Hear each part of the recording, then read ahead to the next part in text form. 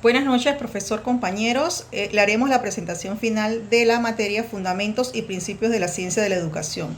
Nuestro grupo está conformado por Abdiel González, Manuel Urriola, Esther Rivera, Arelis Pití y mi persona, Yeisibet Ortiz. Inicia la presentación la compañera Esther Rivera.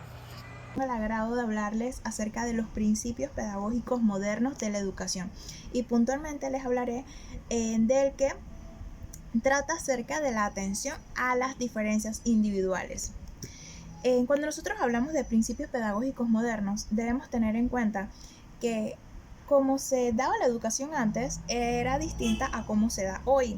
Anteriormente, el estudiante tenía que ajustarse a la institución docente. Hoy ocurre todo lo contrario. Hoy el docente tiene una cantidad enorme de recursos para poder lograr que cada estudiante tenga un aprendizaje significativo dentro del salón de clases. Entonces, no podemos generalizar, cada estudiante es distinto por sus creencias, raza, sexo, cultura, motivaciones, aprendizaje previo, y tenemos que hacer lo mismo que hace un doctor. Tenemos que primero examinar, diagnosticar y luego en recetar, y en ese de recetar es donde nosotros vamos a aplicar esas técnicas, metodologías, instrumentos que nos ayudan a aproximar la enseñanza al estudiante. De esta manera nosotros vamos a lograr facilitar y hacer que el estudiante tenga una enseñanza efectiva. Principios pedagógicos modernos de la educación. Para llevar a cabo un buen proceso de enseñanza-aprendizaje, es necesario conocer los principios básicos que influyen en el proceso educativo.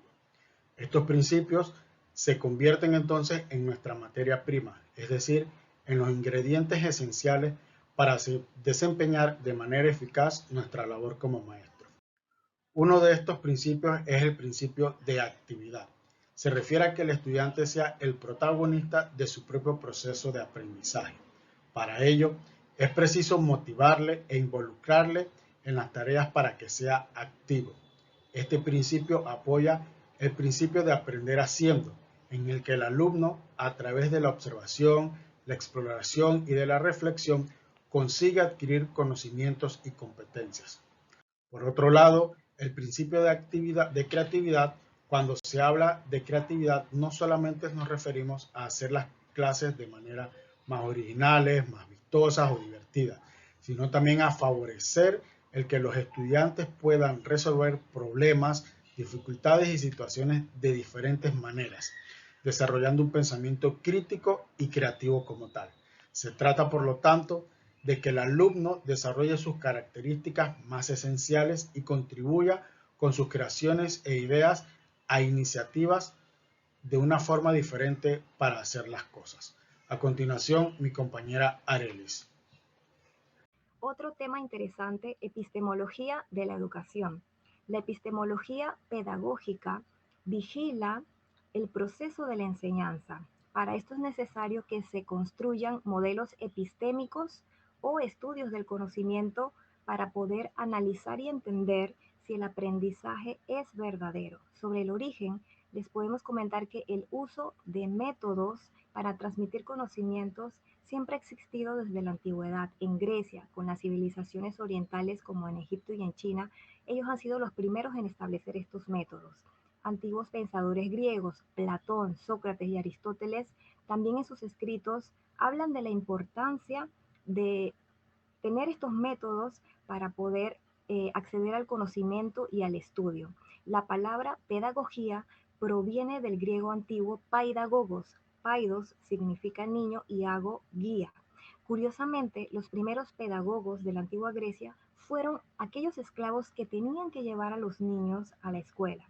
La pedagogía es la ciencia que estudia la educación, se refiere a la formación de las actitudes y asimilación de conocimientos y a todo lo que constituye la vida del ser humano, tanto física, intelectual y moral, y orienta las acciones educativas en base a procedimientos, técnicas y métodos. A continuación, mi compañero. Sus métodos de investigación es de suma importancia para el educador, ya que se logra una mejor enseñanza. Dentro de estos métodos tenemos el método descriptivo, que se aplica para resolver problemas de carácter descriptivo, el método experimental, que se aplica para resolver problemas de carácter explicativo, y el método histórico, que se utiliza para resolver problemas de carácter genético evolutivo.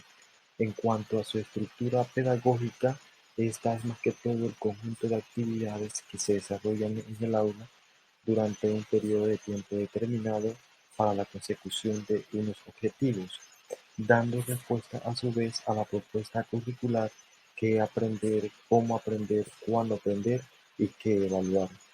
La pedagogía también se apoya de disciplinas auxiliares o ciencias auxiliares como la filosofía, la historia, la política, entre otras. Teoría y tendencias de la educación. La teoría de la educación no es más aquella que se encarga de poder explicar, analizar las actividades y procesos de la educación. Cuando hablamos de nueva escuela, nos referimos a que el estudiante es el centro del proceso educativo. El docente solamente es el facilitador de ese aprendizaje al estudiante. El aprendizaje para el estudiante debe ser un aprendizaje libre, referido en sus experiencias y razonamientos. Hoy día se usa como instrumento de enseñanza la tecnología. Es por esto que debemos estar en constante evolución, ya que todos los días se desarrollan nuevas herramientas y metodologías de aprendizajes. Con las estrategias adecuadas para una enseñanza de calidad, nos da un individuo que sea competente ante la sociedad. Igualmente, el tener estudiantes analíticos que para el futuro sean adultos responsables de tomas de decisiones en base a un criterio formado en su educación.